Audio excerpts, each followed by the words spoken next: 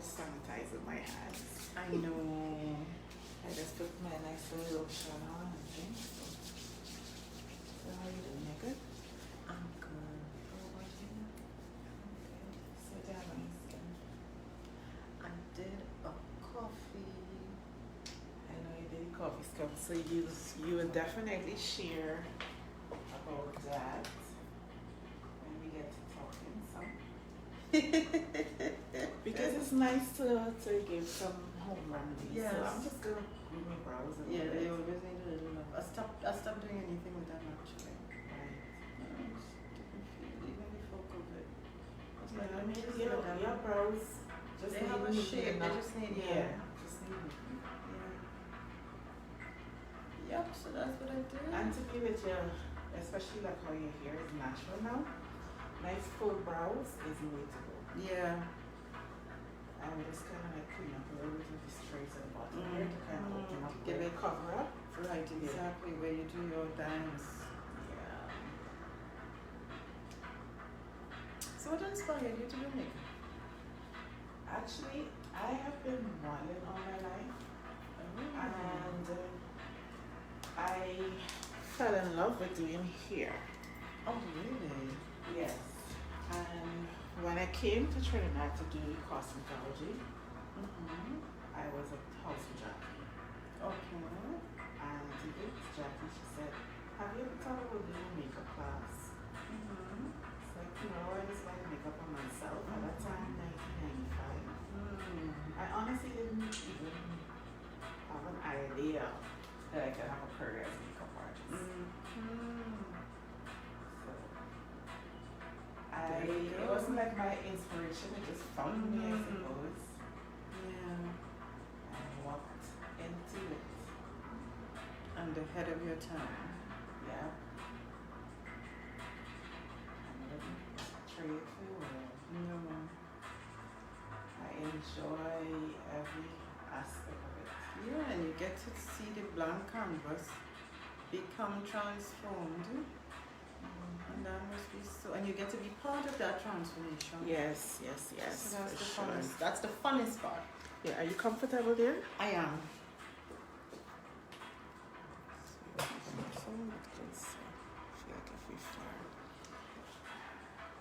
Hi Tracy, I see you guys are popping on.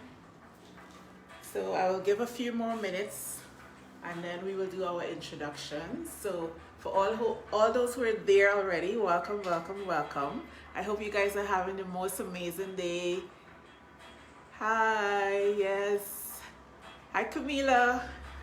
So this is how I do it. So this is, for me, it's just not necessarily a thing to do, but I am more intentional with how I do it. Because I realized one of the blessings of being a makeup artist is that I've had the opportunity to meet the most amazing people from all walks of life. And whenever they sit in my chair, we just have these very thought-provoking and like inspiring conversations. And when this COVID thing come and happen, it's like, why not bring some of these conversations to the forefront? So what is basically happening here is everybody out there is getting like an intimate insight into what one of my makeup sessions are like. So some of the comments that I've had over the years is like, oh, when I come out your chair, What's that? it feels so Good. brand new. This is called a Beauty Flash Balm by Clarence. Oh, I knew it. Okay. Yes, and it's one of my absolute go-tos with makeup. Okay. Because it just makes your skin looks very fresh. Okay. And it's also, you could also use it as a mask. It's multi-purpose. Right. The skin looks very youthful. I've used it before. And I never do makeup without it. Smell. Okay. Yeah. Because this is also like a primer. Okay. Yes. So, just because of what we're doing, I wouldn't put anything else on your face because, I mean, we really don't need anything else. Well, thank you, Mom. Honestly, you don't need anything else. Ooh. So, You just score more brownie points with me, you know. Besides the fact that I know you'll make me look amazing, beautiful, cute, and natural. Well, guess what? I learned over the years, quality Caesar is not a magician. I work with you, so you're naturally gorgeous. All I do, the only thing I could take credit for is enhancing. So this is one of my oils that I mixed and I packed on my eyes. Okay. So what you can do is definitely include eye cream in your skincare routine. Yeah. Because the skin around here is the thinnest. Yes, it is. And it loses natural moisture early.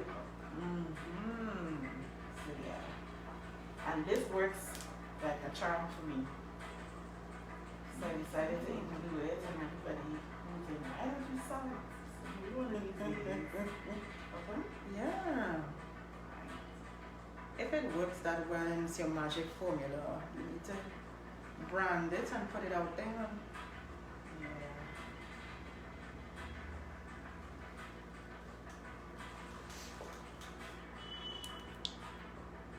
Great. So while they pop on and oops. Okay then. I got it, don't worry about it. Got it? Yeah. I held it by the cover. Ah, Accidents happen. yes. Thankfully, it was one of those that you could contain. Yeah. Small thing. Yes, not Hello beauties. How you guys doing?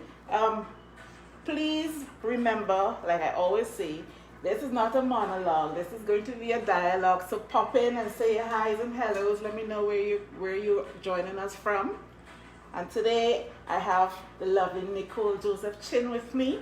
I will do the formal introduction shortly. So please keep coming in. Share, like, invite a friend. So I am just prepping her skin in the meantime. And you know me, I am so big on skin. So the first thing that I'm applying right now is called a Sublime Moisturizer. And what it has in it is like, it just makes the skin look extremely radiant. So I like to put everything underneath. Of course, right. So that you. So you could use this two ways. I can either mix it into foundation or I can put it on the skin by itself. Okay. Is it tinted? No, it's not. This is one of Blackup products, and what is really special about their products is that they formulate and create different skin tones. Yeah. So from the lightest skin tone to the darkest, so you have 1, 2, 3, 4, 5.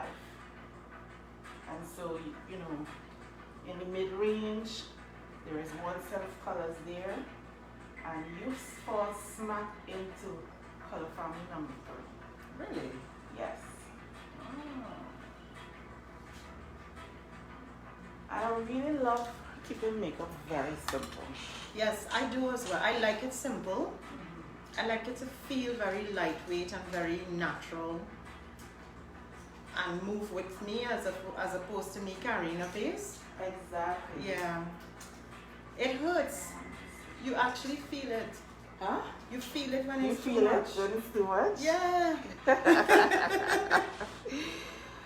All right. So this is one of my favorite products. It's called a CC cream. Because with this, all I do is put a little bit on this finger and I cream my face with it. Ooh. And that's it. But because I have a little bit of shadow on the inner corner of my eyes, I will use like a full coverage foundation on the center. So I am using my technique on you. Sounds good. Right. So we add the radiance to the skin already. I'm just using the same sponge that I applied the Beauty Flash Balm with to kind of just buff out whatever excess. And I'm going to show you before I apply the color how nice and radiant your skin looks by itself without anything else.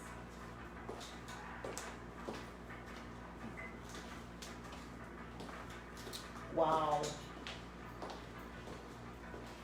That's Right. incredible.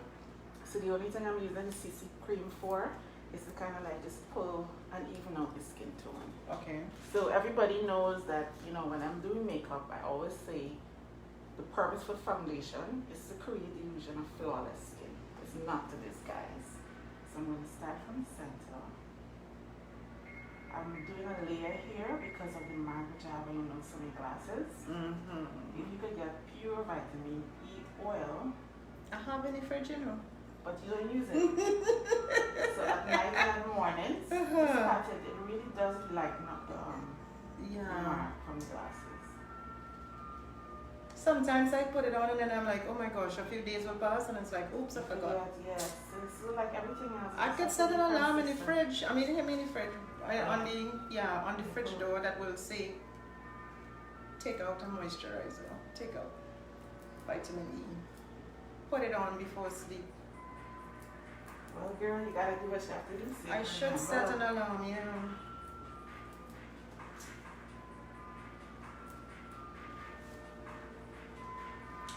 Alright, so I think everybody should be checked in now. Hello, beautiful souls. Happy Wednesday. Welcome to Real Beauty Talk, your inside the beauty empowerment zone. And today I have with me the lovely Nicole Joseph-Chin. I have one of my best friends, Shelly Joseph, but she lives in Guyana. So I always had a Joseph in my life. Oh. So I'm adopting you. Well, I'm up for adoption. Yes. So Nicole is going to talk to us about a subject, and we're going to explore all things breast today. And I particularly want her to share her journey with us as well, because as you know, growing up, we were kind of pushed to becoming lawyers, doctors, that mainstream career path. And honestly, at the risk of sounding ignorant, the first time I heard I was a social entrepreneur is when I started to read about you. And by the way, everything I read about you was totally loaded with gems. So I made some notes. So what I want you to do is just tell everybody who Nicole Joseph-Chin is, and the challenge is to tell us about you without mentioning what you do. That's fine. Yes. That's fine. I am getting everything together. So don't mention what I do. No, don't mention what you do yet. That's okay. That's fine. Just tell us who you are. So I am a Caribbean girl with a global soul. I fit in everywhere. I fit in anywhere. I am a social entrepreneur with 20 years of experience in that area, and many of the things I do are to create impact and to change lives from many perspectives, and it can be on my unique action, or it can be in a collaborative space. It can be in any diverse community. It can range from a conversation to an action. So there are many layers of me and to me. Right. So here's where I want to go. I'm going to read something that I got off of your website because I thought it was very unique. Your bio statement. As an empowerment advocate and architect, I influence and impact and positive changes via diverse methodologies to help translate passion into leadership via mentoring. So what I want you to do is share the layers of my journey. You know, we always think that we have to have a formal and established mentoring relationship with someone, but sometimes it can be so organic and so unplanned, that it can actually begin to formulate something else along your way as you're going along your path. So for example, I may find myself having a conversation with you about your makeup, and you talked about your eye oil, the oil that you formulated, and I might decide, okay, let's talk about that, and then we might have a conversation that starts to spark in you a little more passion about why that is important, why it's so valuable, why it can become something that helps a woman to be empowered by her beauty. So, I mean, it might become a mentoring discussion. Right. It might become a coaching discussion. Mentoring and coaching are two different things altogether. Okay. But they can sometimes intersect. So I may begin that process of mentoring you so that you can do something about that amazing product that you're sitting on. And so that is where, you know, as an entrepreneur and as an architect of empowerment, I may start changing the way you think about the value of what you have or what you do. And that value is not necessarily a financial value. When people hear the word value, they often think $1 or, you know, some kind of material value per se. Right. But it could be so much more. Because when I put that oil on my eyes, around my eyes, you've told me why. You've given me the why. So once I do that, I now feel that, okay, I am actually now taking care of myself differently. So you have inspired me. I have been encouraged. So I'm going to now further encourage you. Right. And what is the difference between mentoring and is it counseling? Coaching, yes. Right. So a mentoring relationship may be very organic, and it's generally around the lines of getting to a result, getting an action out of something that you've been working towards, but not necessarily being told what to do and how to do it. Right. A coach tends to have a more specific approach to saying, okay, Paula, you're going to do this, and you're going to do it in such a rigid way, this, that, the other, and you get back to me after this or after that. So the return to that conversation comes back differently between a mentor and a coach. Okay.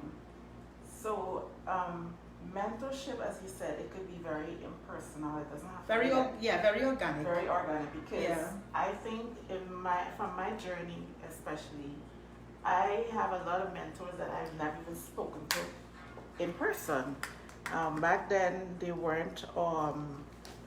Social media wasn't a thing, so everything was reading a book. Yes, absolutely. And you know what is amazing? When you start to honor your journey and you take the risks against all odds, it really leads you to some dynamic path. And one of the things that has happened to me over the years is a book that I've had. It wasn't even my book, it was lent to me. Sam Fine. He is. Oh, Sam. Do you know I did a show with Sam? Really? I met Sam when he came to Trinidad. Okay, Yeah. I met him when he was here too, and it was such a boss experience. We were on the stage together. That was the first or the second time? His second, I think it was, you know what? It was actually both occasions. Okay, because Both I was there the occasions. first time. Yeah. Yes. Yeah. But it's incredible. Yeah, me sharing that, I'm sharing that to say, years ago, I had his book. I started my makeup journey, and I was like literally eating off the pages and soaking up So his that techniques mentorship and- was. Yeah, and then years later, I'm standing next to him, and he's signing my DVD that says "From one pro to the next."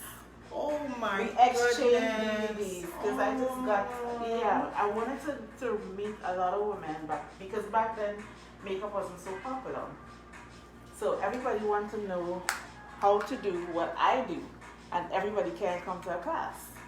So I created a step-by-step makeup DVD, and Sam and I exchanged. So that was so powerful, and I know, of course, based on your journey, you have had some phenomenal meetings. So tell us about one that was most impactful. Oh my gosh, there's so many. Oh my goodness.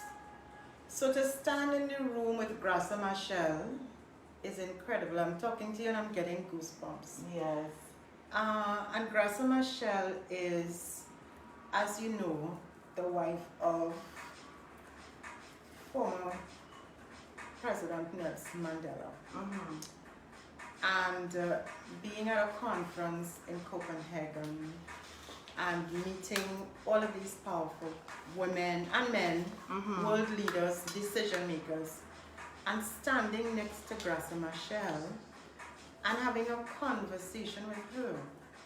And then in 2019, we actually developed quite a fair rapport that day. But then she, of course, was in the middle of a conference with like 25,000 people from around the world. So I mean, it's like when you get a chance and you're in the room with somebody like that and you actually get to speak with them, okay. Yes. But then I was in South Africa in 2019 and I have a very, very close friend, he's like a brother of mine, who is very, very close to Graça Machel. And he knows that I have always, you know, stayed with that memory and that experience. And I wanted to, again, as I was there, see her. But she was not around. But guess what? Her daughter came to meet me. Wow. Her daughter came, and the funniest thing was, okay, so we said we'll just go for coffee. We exchanged WhatsApps, and I was like, yeah, we'll just go for coffee. And Joe and I sat there, Josina is her name. Josina and I sat there, we had coffee, we had wine, we had tea, we had water, we had tears, we had laughter. Wow. We exchanged things, you know, and it was like 4 hours later, and we were still talking.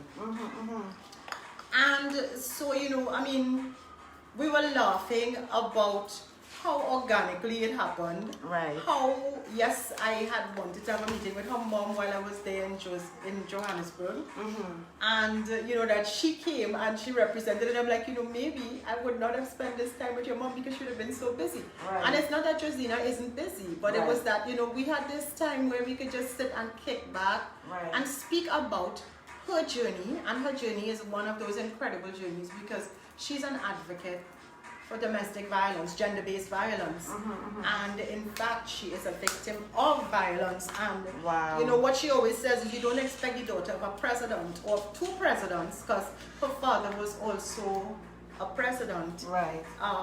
So, you know, you don't expect the daughter of 2 presidents that are really renowned in the world to be a victim of violence. Yes. Or to come out publicly and say, I have been abused. Right. And in fact, Josina lost her eye to gender-based violence. Oh my God. So we sat there and we talked, we laughed, but you know, we were crying for most of the time, right? Yes, yes, yes. And so, I mean, you know, I've met phenomenal people, I've met all kinds of leaders. I've been invited by Hillary Clinton. I was invited to spend a day in Santo Domingo. I don't even remember the year, it might have been 2011, I think. But you know, yes, she's phenomenal, she's amazing, she's done a lot of things for the community that I am part of, Vital Voices. She's the founder. So I mean, we get, when we go to the awards every year, the annual awards, we get to be again in the same room with a lot of these very powerful women, Nancy Pelosi, Hillary Clinton, Amanda Gorman, who is part of our community as well. We've just actually also been happy to welcome the new president of the World Trade Organization. She's also one of our community members. I want to also talk about an amazing woman called Dr. Victoria Kisionbe. She is, I mean, when you hear her story, now, you know, I mean, when you're talking about the things that we feel are important, and how we look at importance inside of our space, I don't think we get it, and I think it pales in comparison to some of the work and the valuable actions that people are doing. Right. So Victoria, her husband died. She's from Tanzania. Her husband died and left her with children and a cow. Okay. She had to find a way to, of course, sustain herself and her family at the death of her husband. She was not the only woman in that kind of situation in Africa. Right. And particularly because of the fact that a cow has a lot of value. So she was now trying to establish herself and set up business. But she also understood that if she had that challenge, there'd be so many other women that were not even as equipped as she was, and would not even be able to change their situations. So what did she do? She went to the bank, well, the finance center, and collateralized the cow. So the cow became collateral for the potential of growth of business and opportunity, not just for her. What she did was started a microfinance company, and she named it after the cow, Zero. Okay. And in fact, to date, and up to when last we checked, she had funded over 250,000 women in business in Africa. Just the cow? Just by being inspired by Zero. When you hear stories like that and you see the results and you see the outcomes, you understand that what people are doing and talking about how many millions of dollars they've earned and all of these different things, if you're not doing it with an impact in mind or focus on how you change other people's lives, you're not doing anything. You're not doing anything. Yeah. You're not impressing me. And not only are you not impressing me, but you're not really changing the world. Right. So here is Victoria now getting all of these amazing women in her community to be equipped with funding to change their lives and their situations. She's spoken at Davos at the World Economic Forum. She has, to get to Davos, you have to really know what you're up to and be doing it well, and be doing it with such influence and impact that it's about leadership that is of a whole different level. Yes. So she's spoken at many United Nations fora. She's spoken at Davos at the World Economic Forum. She has been now parts of, amazing funding opportunities for changing the lives of women.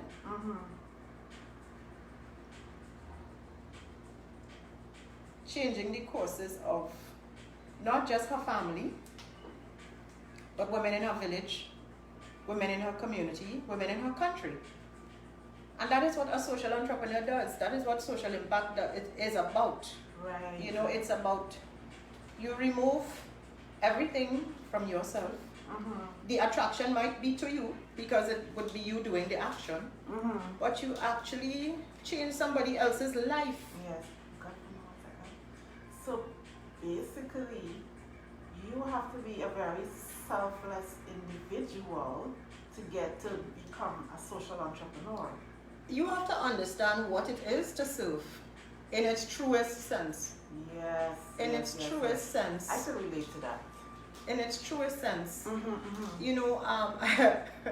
I remember when I left my corporate security, that security of a job. Yes. And what I was doing was for impact and change, not many people understood it. And a social entrepreneur is the hardest person to get a loan in the bank or to get funding or financing. Yes.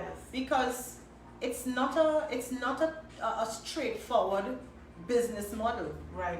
So you have to have guts also to be a social entrepreneur. Lots of guts, and lots of grit, and you can't give up. Listen to me. You can't decide. I have this quote that I am saying, and I might be the best reader, but I make sure that I write it down because I don't want to forget. And I thought this is like this is such a powerful gem. You can show up anywhere and be successful. If you can dream, you can create, and you can bring things that don't exist into fruition. That's your words. So how did that transition happen from the whole banking world? How did you deal with the unsurety? Because, I've been doing this all my life.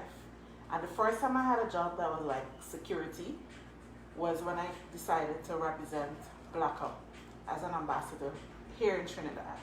But the thing about it is I was still very flexible. I would still be able to do But for that 5 years, I got so dependent on knowing that I had this fixed salary. Safety net. Yes.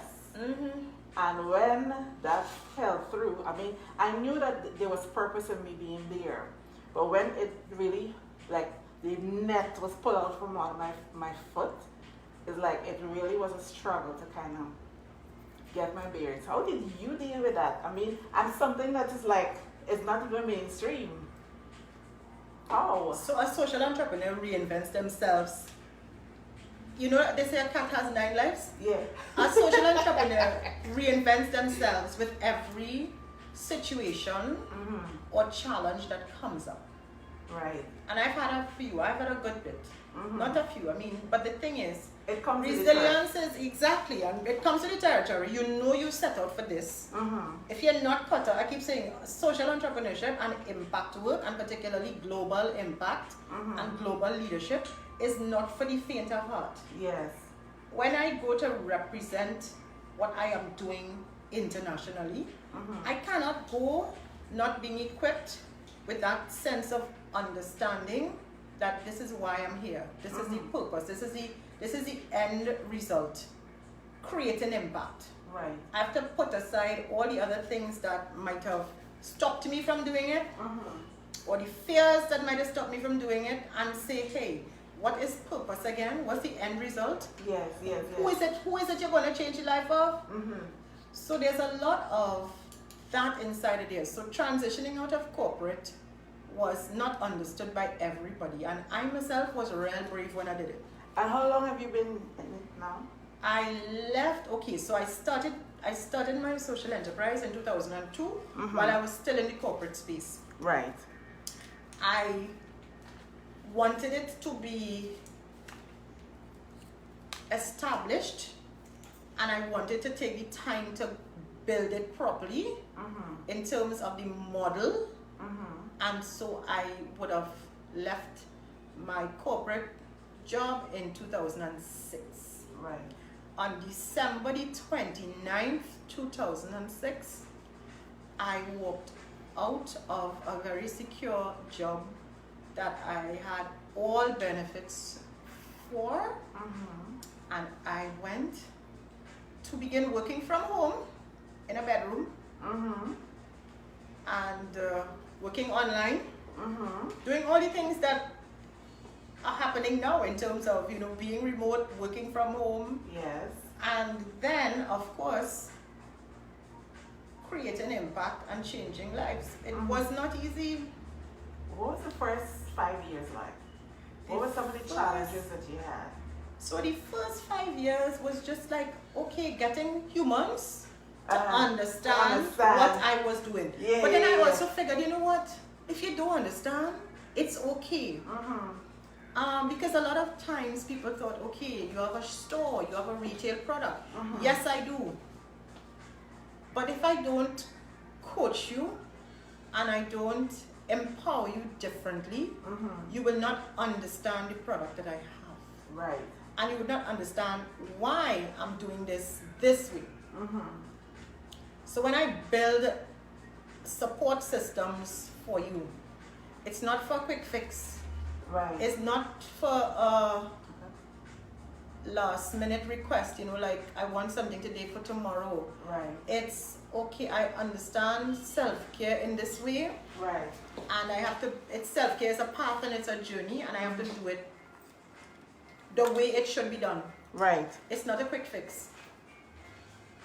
So that journey of that whole coming out of corporate and adjusting, and the first 5 years were interesting, because then what I did as well was I did a lot of international training and a lot of going into spaces that, again, because I wasn't getting fueled and inspired here on the ground, I knew I had to go and find a place to become inspired. Right. So I knew that if I stayed here, you would not have. I wouldn't be able to thrive emotionally. Right. And do the things that would get me to that place. So I found the outlets, the places where I could go and volunteer, and spend time doing volunteering, but also learning and building capacity. Right.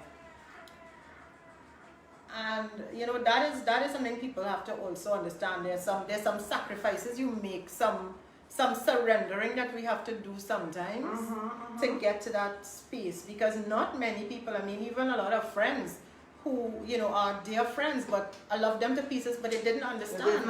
And some still don't, and it's okay. It's okay now with me, because it doesn't change the love, it doesn't change anything. Yes.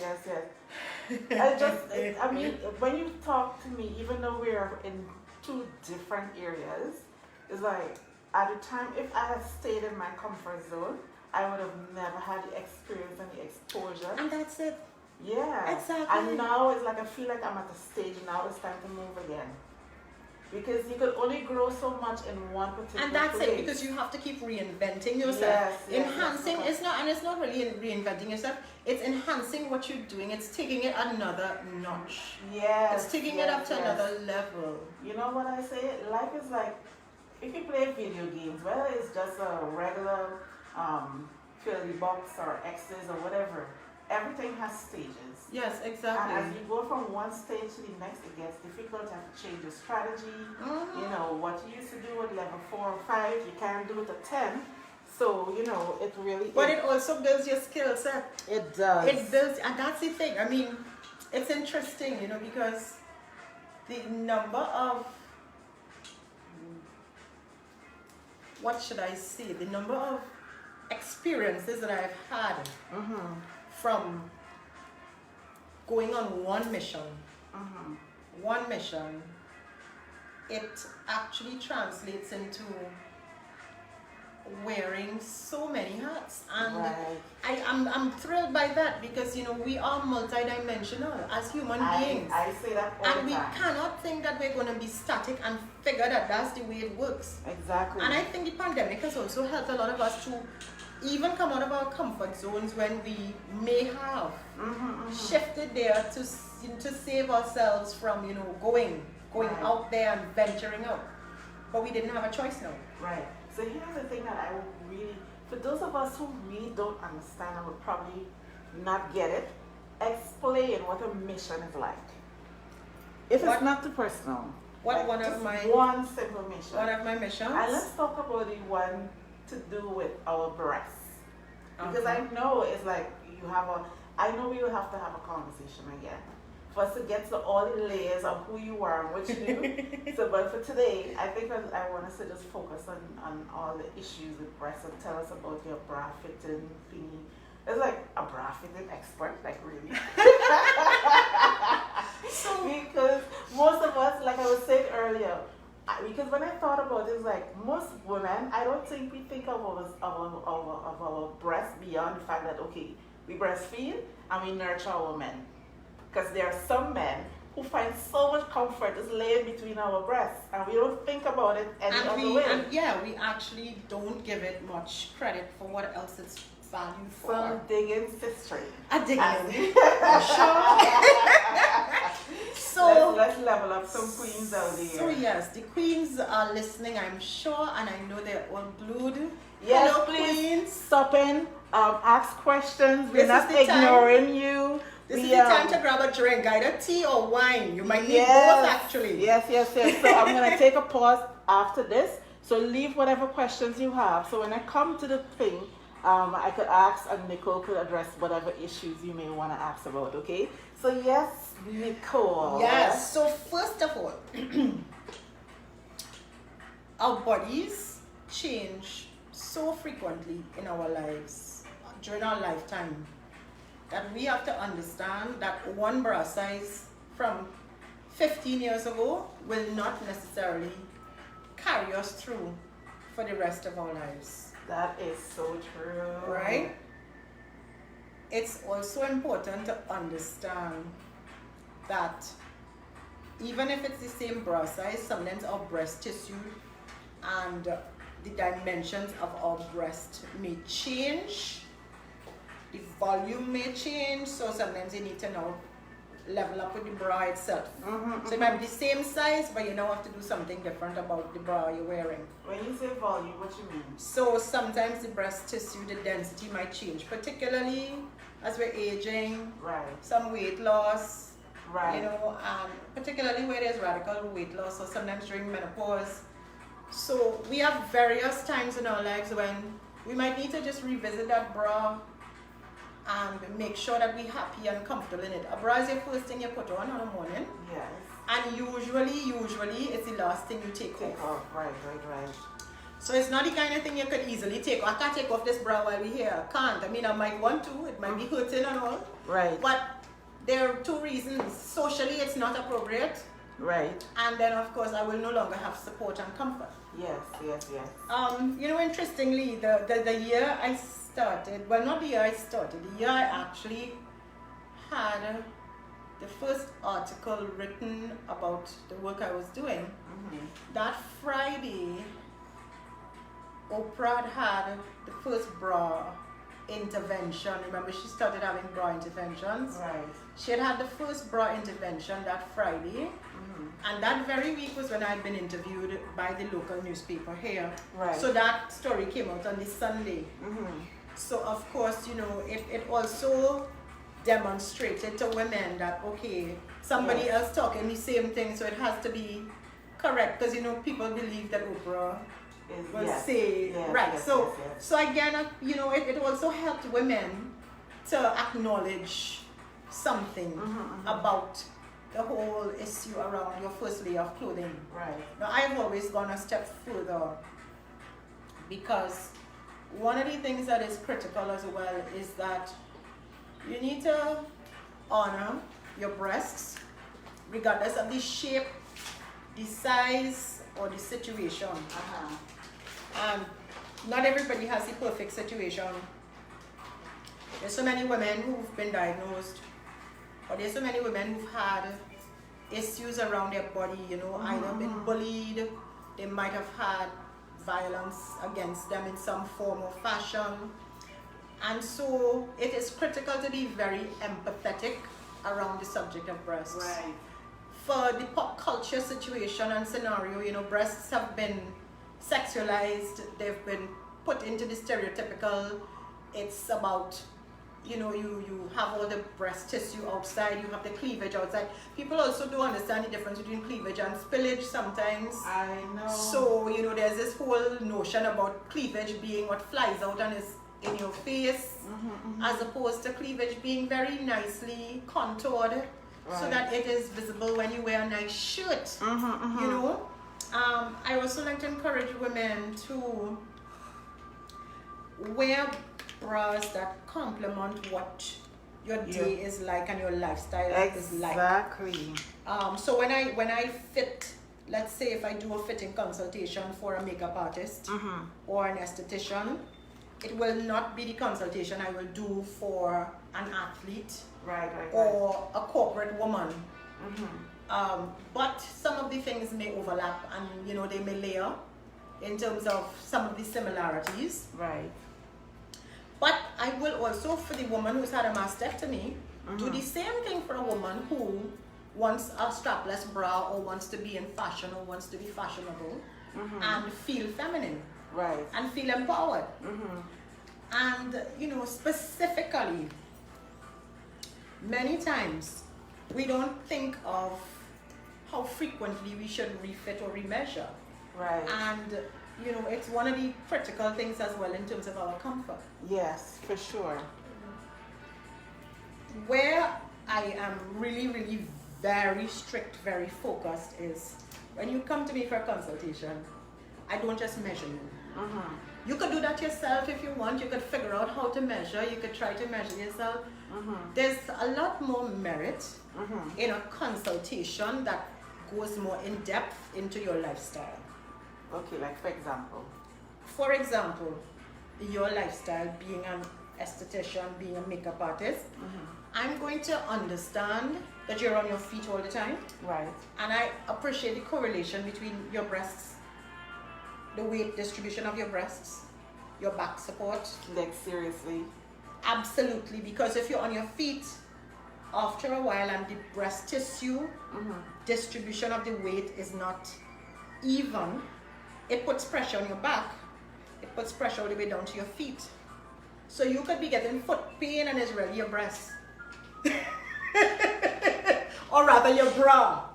So it's close to 2 decades I've been asking women the same questions when we do a consultation. And many times it's like a light bulb moment comes up. Yes, but let me tell you from my perspective, I understand without having this explained to me, because when I'm going to have very long days, I'm very selective about your bra and the underwear. What do you wear on a long day? I either wear an all-in-one thingy and make sure that the straps is very comfortable, or I wear one that is just like fitting the whole thing, everything inside. Good job. That's what I do. And that's it, you know, and women have to understand. So when I fit you, for example, as I always tell women, I fit you to go from the boardroom to the ballroom. In other words, I will fit you for your start of the day. And how do you want to finish your day? Right. How do you want to take that day down? You know, how do you want to get to that point of your evening? Are you going to go strapless? Are you going to go with a little dainty, something that is showing a silhouette? I started out my day in this bra, but I started out in a different garment. Right. I started out in a black dress because I was in a corporate setting. Right. But then it's evening now with you. Right. I want to show off the bra. Yes, it's I want to look dainty. I mean, you know, not cutting you, but what I love is because us women with full boobs, we don't always get nice, sexy bras.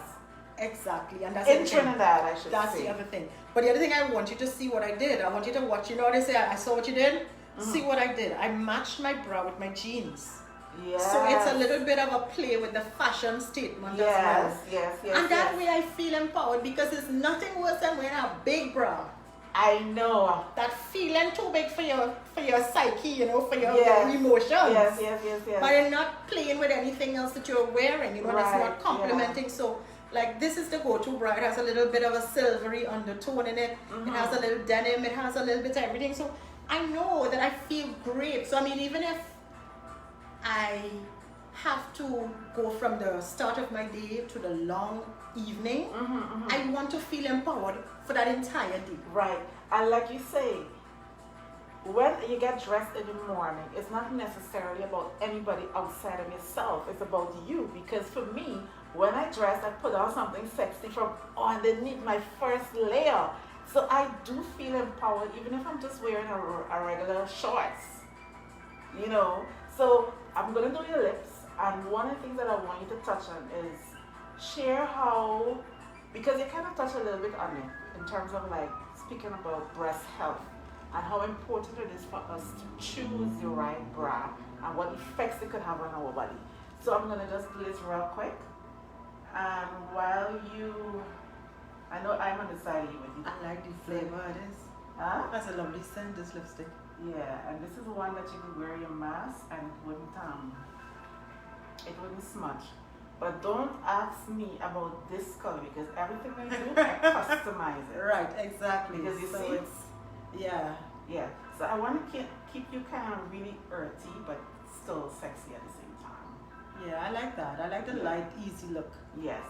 Yes. So we could dress this up, and the way how I would dress this up, I wouldn't do anything else other than putting on a pair of really nice natural lashes. That would just give your eyes an extra pop. So this same look, if you were rocking this for work, you had a meeting this morning, especially if it's like the online, right? You had an online conference. This will make your skin look really nice. It pops your eyes. It makes your skin look nice and glowy. You know, give your lips a nice shape. With a little hint of color that's not going to be too distracting when you're speaking. And if we're going to flip the script for you to go out, I will just add a pair of strips. And that's it. So I could either add a pair of strips or I could add some gloss.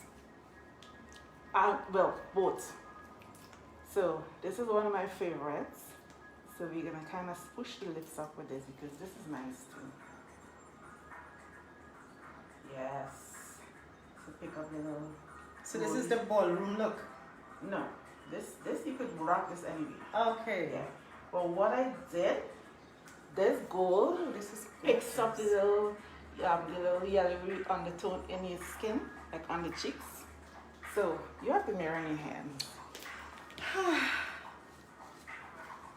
I love it. Yes. And everything just looks so very natural and so light. Yes.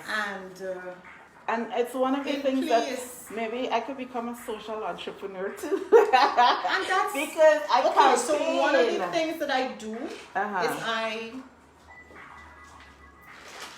build social impact programs. Okay. So then you know. In other words, I teach social entrepreneurs how to become one. Right. Or aspiring entrepreneurs how to add a social impact component to what you're doing. Right. So for me, I think my campaign, and one of the reasons I started this, it has 3 names: the Real Beauty Talk, the Beauty Empowerment Zone, and Redefining Beauty. So this is the aspect of the redefining beauty, because most women feel that they have to put on all these layers to look amazing. And this is so simple. The objective is to always give you great, natural, amazing looking skin. And everything we do, icing on the cake, but with purpose. The color on your cheek, add definition and shape your face. The color around your eyes, add definition and highlight the shape and the color of your eyes. And then the lip color, just enhance your mouth. So that's what I do. I really love this. Let's go ahead and talk about the breast health thingy. How important it is, ladies, for you guys to choose the right bra size, and how it could impact your health if you don't do that. So I want to go to the fear of the mammogram first. And I'm probably going to get in trouble for this. But there's the fear of the mammogram that every woman has. But many, and because of the fact that they feel like the compression of the tissue is an irritant. And yes, it is, it hurts.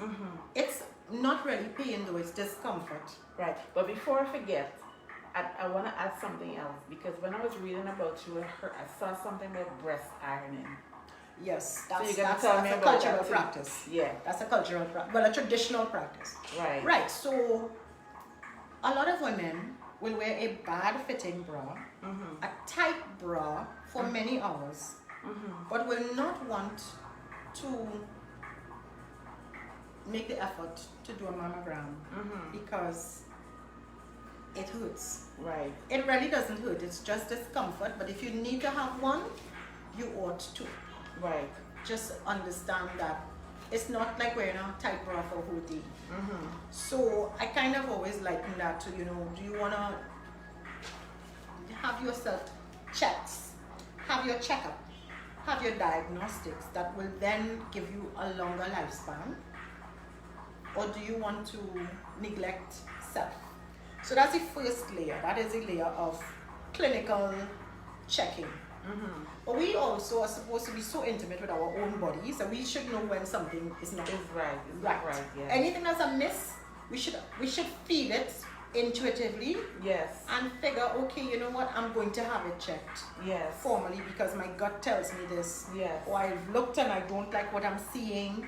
Or when I do my self-examination, I don't like what I felt something, and I went back twice and I felt it again. Right. So we have to become so intimate with ourselves that we do our self-examinations. Right. That's one, well, 2. So the clinical checks, the self-examination, a bra fitting consultation. Yes. It is important to have a professional bra fitting consultation. I would say you can do it every year, but you also do it if there's any lifestyle change. Right. Like you've lost weight, you've gained weight. COVID, the whole lockdown with everybody eating a little too much, lifestyle changes, getting a little more relaxed at home. Some of that would have contributed to us wanting to now redefine our bra size or reestablish what it is for our comfort. Right. In terms of, there's been a debate over the years about what does a wired bra do. A wired bra really unless that wire is sticking you or cutting you in your breasts, there is a negligible correlation of it causing any clinical issue, unless, as I said, it is sticking you, poking you, stabbing you, constricting your blood flow or movement and restricting you over time. So again, if you know the bra type, discard it. Yes. Discard it and go the route of getting a proper fitting. And for the woman who cannot afford a professional consultation, what guidance can you give her? So she should go through her bra wardrobe first and foremost, and any bra that is not covering all of her breast tissue, get rid of it. Get rid of it. If the tissue falling out from below, get rid of it. Get rid of it. And that happens if the band size is too big, right? Sometimes if the band size is too big, or sometimes if the cups are too big. So sometimes if the cup is overflowing, you might have a spill. If the cup is too big, you might have spillage on it. Yeah, you might be able to slip out of the cup. Okay. So sometimes it really is a dynamic of, is it the band or is it the cup? Or depending again on the style of bra, the shape of bra. So a woman who, I would always say this, a woman should make the time for a consultation. Right.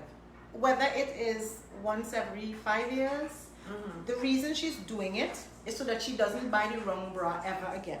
Right. Because and this happens all the time, I get this call. Hi Nicole, I did my own fitting. I bought bras online and they're not fitting me. I bought the wrong size. So after doing your own fitting or doing your own measurement based on, of course, the universal measurements that are all over the internet and stuff, or on sites. But it's not accurate. It's not accurate. Right. A consultation gives us a one-on-one discussion. Paula, what is your day like? How long you stand up? How long you sit? What are your activities? What you're doing in the afternoon after your work day? And inside of all of those questions, okay, great. All right, now let's work on your bra wardrobe. Let's work on your strapless bra. Let's work on your everyday bra. Let's work on your activities in between. Let's get a little bit of sexy. Let's get some color. And then we start working on your bra wardrobe, because what's going to happen most times, that same woman who says she doesn't, is not able to make the time or the effort or invest in her bra fitting, she's going to have a drawer full of bras still. Right. That would have costed her more than a consultation. Not just the financial cost of it, but the time. Yes. So it's always good, it's always great, in fact, to say, okay, today is about me and my bra. Right. And you know, one of the things we do, particularly when we do our workshops and stuff, a lot of times women will tell me, you know, they'll say, oh my God, I'm going to go back home now and clean up my bra drawer. And the worst thing we could ever do is give away a bra. Because if it's not fitting you properly and it's not working for you, chances are you're hurting somebody else. Exactly. So, you know, we have this notion of generosity with bras, which really can sometimes be detrimental to somebody else. Yeah, well, so I wouldn't use the word detrimental, but I'll say it's just not kind. Yeah, it's still not kind. Yeah. So what do you suggest you do with bras that you no longer? Because I throw out a whole bunch. Right. So if your bras are gently used, you can probably, and it's still working for you, you can probably use them in the house. I don't recommend sleeping in bras at all, because it's not appropriate, because it then don't feel comfortable. Exactly, it disturbs your sleep. It really disturbs your rest. Plus it disturbs circulation. Because you don't know when you turn at night how the bra is squeezing, what it's doing, it's compressing your breast tissue, all of that. So it's not necessary, it's not safe, it's not healthy. That's not a healthy practice. Gently used bras, if it is that it can still fit you, keep it.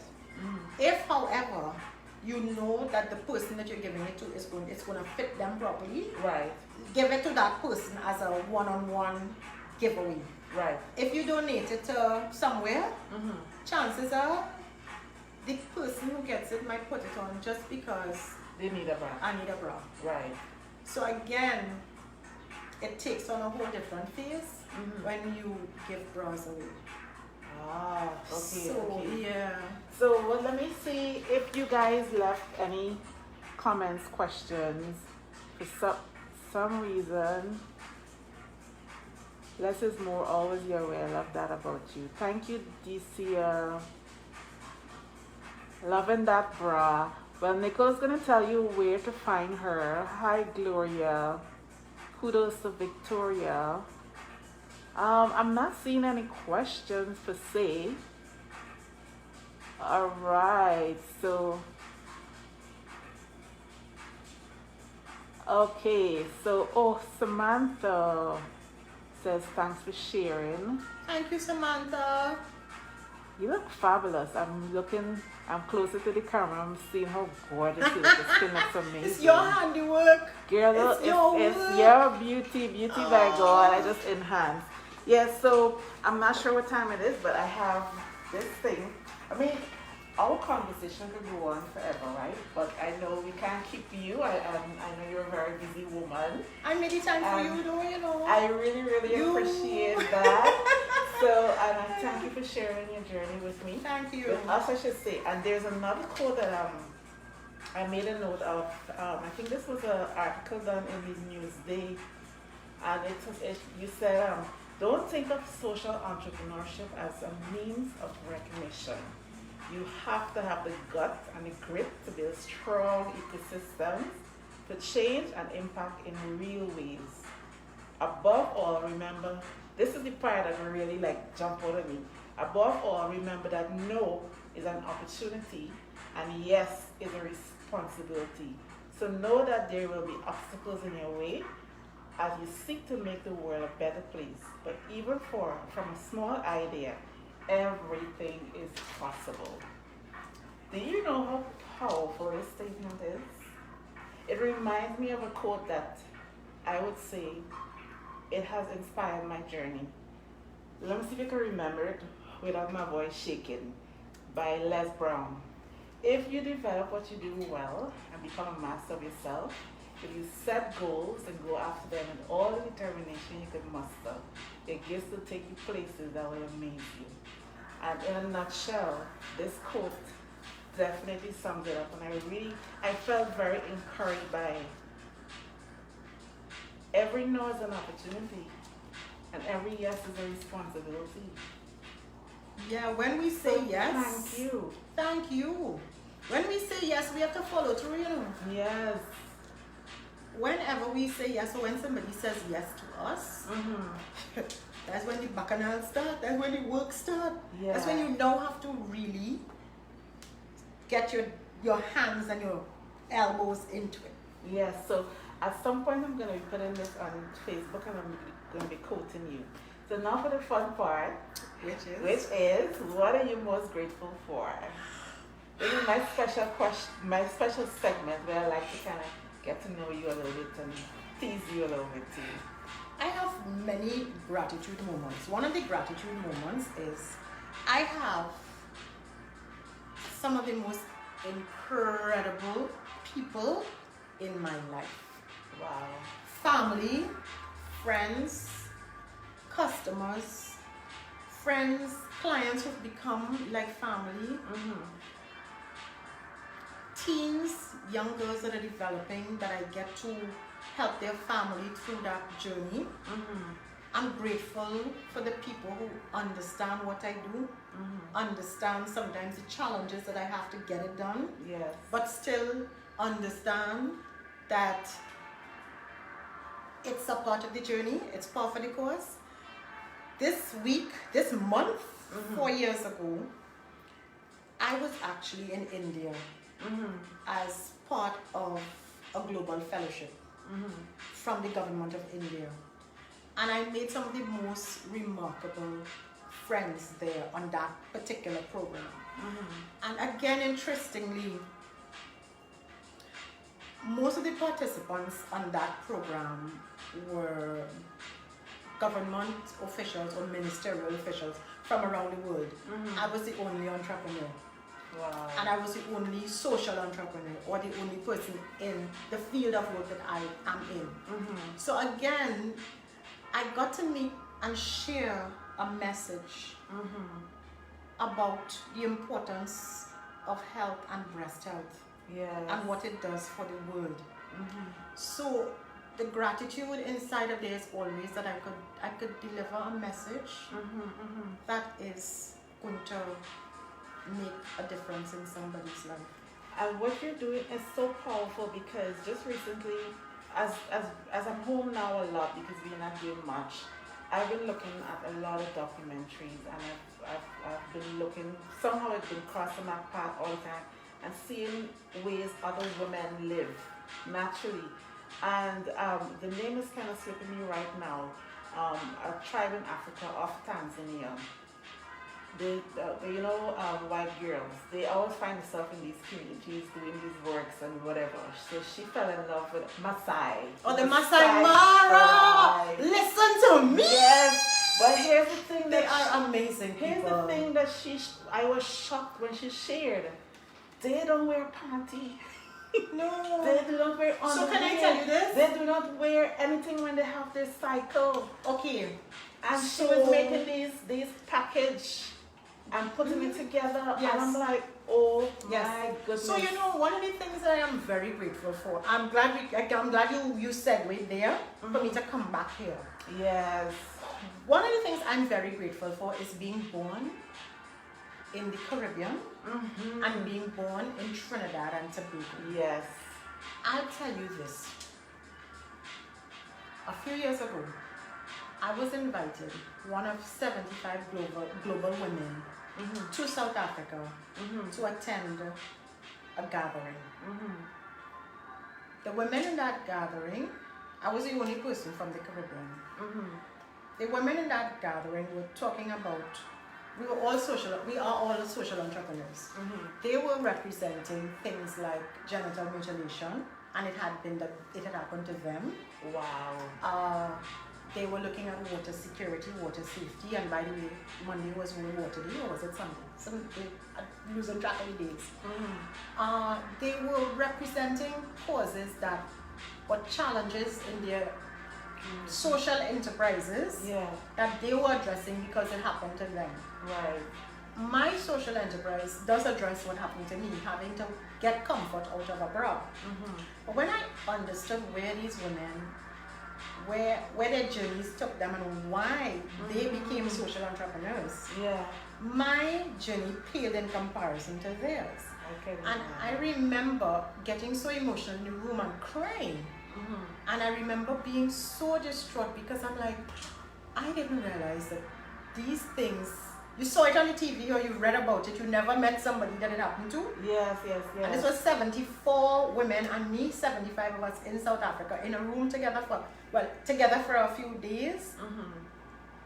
And I was very emotional. And I remember one day I was to tears by the time we were finished talking about the impact we were creating in our communities. And this woman from Cameroon, who I love, one of my dear sisters, she came and she said, "Why are you crying? African women do not cry, Mama Bra." She calls me Mama Bra. Mama Bra, African women do not cry. I said, I just realized I'm not African. I'm Afro-Caribbean. I'm Afro-Trinbagonian. What y'all are talking about, I have never experienced. We talk about period poverty in the Caribbean. Yes, it exists, but not the way it exists in some of those countries. Yes. One of the women on that program with us that time, she was talking about using newspaper to create tampons to prevent leakage. The newsprint was causing them all kinds of infections. All kinds of other things were causing infections and health issues. So again, you were having a health issue as a result of trying to get a solution for your already existing challenge. Yes, because what the person who they had interviewed, what she said in regards to sanitary napkins, she said even if they were given money to buy sanitary napkins, they would not buy sanitary napkins. No, because their priorities. Food. Yeah, because their priorities. And the thing is, and in fact, that person who was talking about, the issue around using the newspaper, she is Kenyan. And she's one of the most amazing social entrepreneurs, working with women who have been incarcerated and coming back out of the system and giving them a clean start. Yeah. So I mean, sometimes when you sit and you have these conversations, you understand how grateful you are. I remember in 2019, a doctor in Washington, D.C., who is a peer of ours, she invited me to come to speak to, she has a girls program, and Dr. Jerry is her name. She invited me to come to speak to the girls on the program. So I went across, got to the program, started the conversation. She wanted me to speak about being a woman and traveling as a black woman, and my world travel and my global travel and everything. And I turned and I said, to speak about my travels will sound like I am boasting. Right. It will sound like I'm saying, that I'm privileged. I said, but what I understood now from the work I do as a social entrepreneur, and for so many years of working inside of social impact spaces, I understand that there's a privilege that I have to owning a passport. Yes. I said, so I don't want to talk about traveling as a black woman. I want to talk about owning a passport as a woman. Right. Because there's some women in this world who cannot own a passport, unless she's authorized to own one. In some cultures, by a male guardian, or in some cultures, not even having the ability to own it because of poverty. And stick a pin, because some women who own a passport or travel document also own it because they've been trafficked, or they're part of that organized human trafficking ring. So to get her from one place to the next, they're going to create an opportunity for a passport. Right. So we don't understand how lucky and how privileged we are to own a passport. Trust me, I do. So for me, it was like, I couldn't be a responsible woman leader coming to speak to young women, being invited to speak to young women at a program, and coming to talk about where I've been and what I've done. Yes. Let me talk about how privileged we are to own a passport and what that privilege means in terms of our responsibility to anywhere that we go in the world with our passport. Yes. And I discover from right in the comfort of my little space. I mean, the average person watching wherever, what was the popular thing that they watch? I don't watch series. TV. I don't watch when TV. I sit down, I'm on YouTube, and I want to see how other people say. I've traveled the world. I think I'm a nomad. Definitely a nomad. Twins. Yes. So I go into all these different spaces, and I see how women have it, and it's like, our lives are nothing in comparison to the hardship that they go through. And you talk about the Masai Mara, and I have a very close liking for them. And I did a project last year that supported a Masai Mara community. And again, these women are so incredibly talented. Yes, I saw the jewelry that they made. My colleague who I have been, he's like, he calls me his mentor. And he is working with the women in the Masai Mara community. His grandmother they don't know her age. Wow. I'm going to send you the article. They don't know her age. And so all they know is that she's an elder in the community. But what he has been doing, his name is Ambrose, and I'm going to send you the link on him and all of that. What he's been doing though is just empowering the communities and changing a lot of the narratives around their lives. Yes. Ambrose is not yet 30. Wow. He is such an incredible and a generous human being. His spirit for giving is so amazing. So when I discovered Ambrose about 4 years ago, one of the first things I did was I said, any way that we can get you to empower your community better, we're going to support it.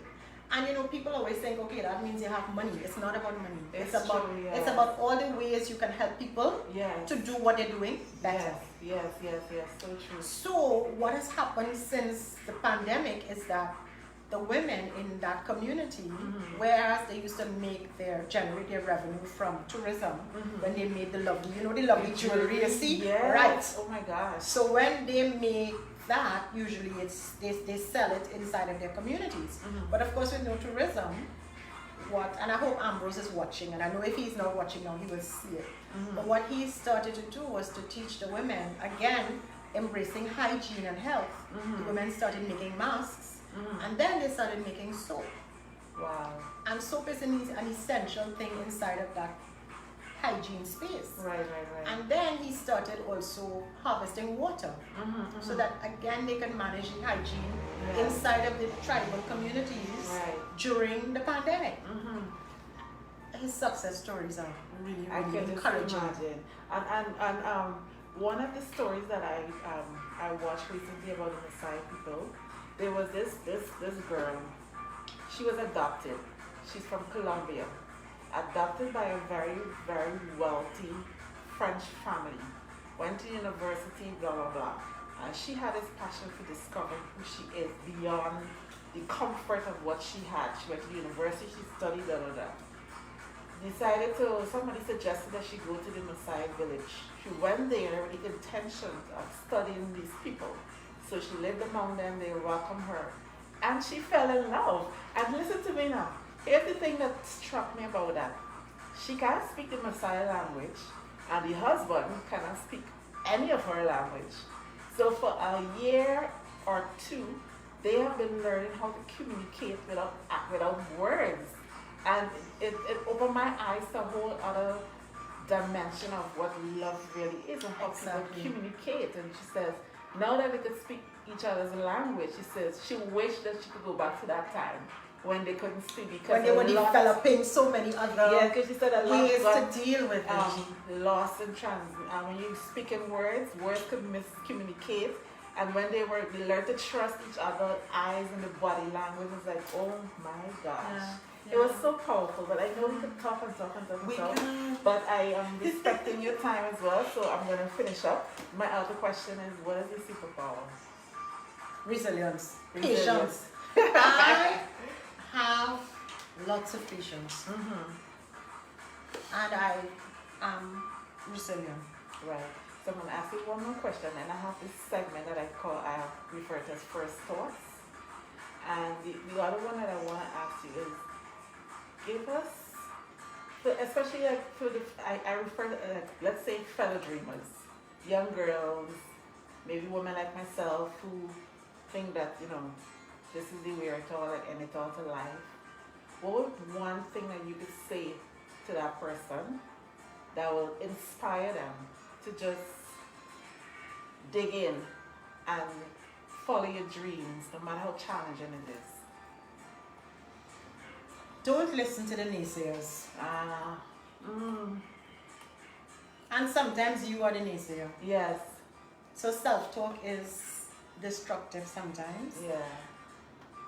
If I listened to the naysayers, I would never spend my time on 5 continents educating women around breast health, breast care, that is aligned to my social impact work. I would not have the amazing opportunities that I did or that I do. I would not have the people that I have in my life and the communities outside of the existing communities that I already have. I would not have grown such an amazing tribe, and I call them my tribe, of people from every walk of life and every persuasion. And you know what's cute? I always say this, it sounds exciting, and it is, because I can land up in any country in the world, and I have somewhere to stay. Yeah. I have somewhere to rest my head, seriously. Yeah. And I refer to it as a sister in every city. Yes. And I remember once being a little homesick, and realizing that I could get jollof, which is close enough to pilau, and I could get injera, which is close enough to roti. So I was like, you know what? I'm not far away from home, because there was already love there, and then the home food just kind of seal me and lock me in there. That is amazing. So it's like, I don't know, I'm hearing this song by Celine Dion in my head. I can't sing. A Whole New World. Oh my gosh, a whole new world, you know? So when you follow your dreams and you follow your passion, it's like a whole new world open up to you. And recently I saw a meme that says, God gave you the vision. It wasn't a conference call, right? So, pretty much. Yeah. So just, I think it's important to develop an intimate relationship with yourself and with what your vision is, and you have to lock in and just. And you can't give up. Yeah. I've been doing. Listen to me. I have been determined about what I'm doing for 2 decades. It has not been where I wanted to be yet. People might look at success in different ways. Yeah. From where they stand. I look at this as I haven't gotten there yet. It's not ingratitude, eh? Yeah. It's that I know that I have to work at this all the time. Yeah. I don't see it as success. I see it as consistent action. Action, yeah. Consistent action. The day I sleep on this, or I decide, oh my God, I've taken the day off, it comes back, it's waiting for me. Yeah. So I have to be consistent, persistent, and resilient. Consistent, persistent, and resilient. All right, so let's go into my fun section. And I made my notes because every person is unique. I don't ask the same people the same thing. But I always am very, very fascinated by how everybody is so dynamic. And even though we have the same experience, it will be different. So first things are first thoughts. So whatever the thought is that comes to mind, whether it's one word or a sentence, but you can't repeat the same thing twice. So the first one is love. What about it? Everything. Oh, love is amazing. It's beautiful. Love is beautiful. And I don't know that people feel good enough to talk about self-love.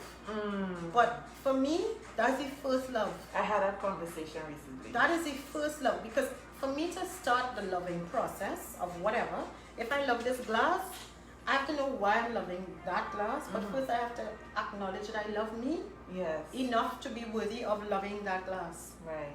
So we have to establish that self-love and understand there's no guilt about feeling love towards yourself. Yes, definitely. Next one, relationships. Oh, there are many layers and types. So friendship, I believe in. I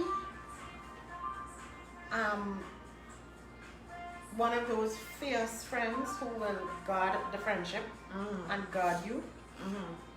I'm protective, I'm the lioness. So friendship for me is like we in this and we in it to win it. Yes, I like that. In it to win it. And the intimate relationships, again, you have to be uniquely you so that you can be a part of something. Yes. If you can't come there with your unique sense of who you are going to spend a lot of time living in somebody's shadow. I don't want to be that person. True. Neither do I. That is very powerful. And my next one, the women and girls that you've met around the world. Oh my gosh, Natasha. Natasha is amazing. As in Natasha Jones? Natasha Jones is amazing. Natasha Jones is amazing. Okay. Yes. My earthly angel. Our sister. Yes. There's Dion. There are My Vital Voices women. There's Elsa. There's Yomara. There's Alice. There's Megan. There is Beth. There's Anita. There are so many. And I can actually have a conversation with each one of them that is incredibly beautiful, meaningful, not superficial. We don't do superficial, and we don't do the other person. We do, hey, what's going on with you? Right. That's powerful. And those people they reciprocate as to being the same way. So there's no air about us. What you see with us is what you will see with us. It doesn't change, you know. If we want to be childish and kick up our feet and giggle at something that really tickles us, we're gonna do that. Right. I have met some of the most beautiful souls, beautiful women in this room. Vivian,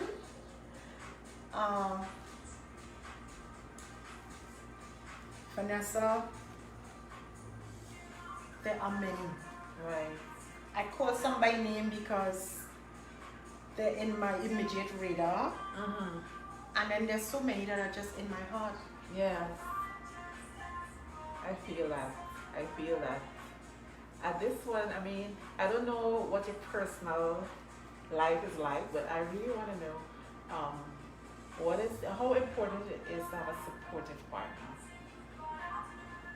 Without that support, it wouldn't be the way it is. Yeah. I think partnerships really mean exactly that. That word is so literal. It's really meet me halfway. Yeah. Or meet me somewhere. Yes. Because we're in this journey together. Right. So partnership, it's really a sailing together. Yeah. Highs, the lows, in between. Yeah, boy, them big rough waves here rocking that boy.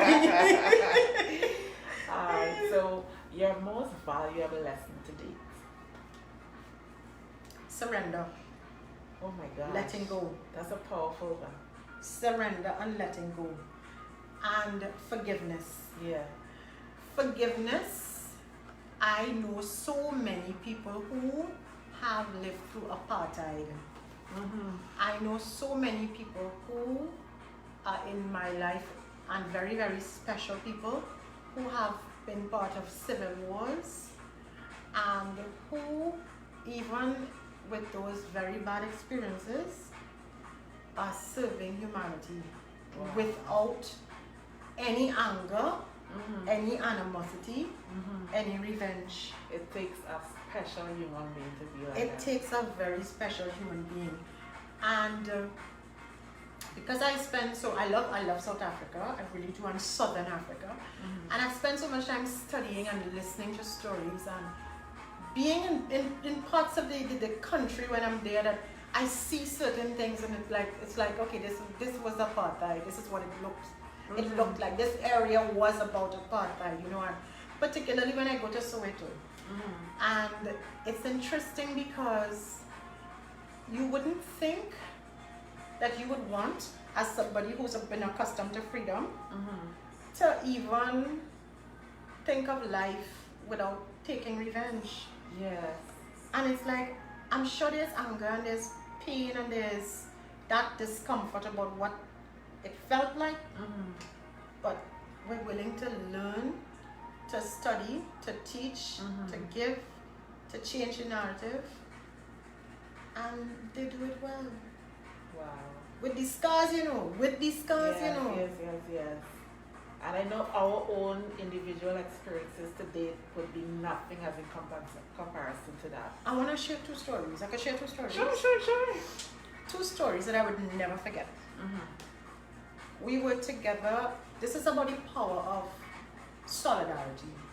This is about the power of being in a room with intention and with the same intention and no judgment. Yes. Safe space rooms. Yeah. It was 2018. It might have been 2017. It was 2017. We were all together, 100 women, in a room in Silicon Valley. The morning we got up to two sets of news. One of our friends and our peers, who's part of our community, she is one of the opposition leaders in Cameroon. Her name is Ka Wala. And Ka, some of the people from her party, I'm not sure if you're aware of the Anglophone, Francophone issues in Cameroon, but some of the people from her party had been arrested and incarcerated. And she needed support to have them free. We were all in California. Her people who were arrested were in Cameroon. We began, 100 of us, and the facilitators from the different organizations that were part of the Vital Voices community that had come to that gathering. We started a hashtag, Free Kawala. We tagged every single global agency. Do you know, within hours, they freed those people? Wow. The power of intention and solidarity. Yes. The second story, Obi, who was actually the Minister of Education in Nigeria. The time when the girls were kidnapped by Boko Haram, she was the minister then. And of course, she was no longer in government by then when we were gathering. But she had started the hashtag Bring Back Our Girls. She had started that many months before that inside of her community.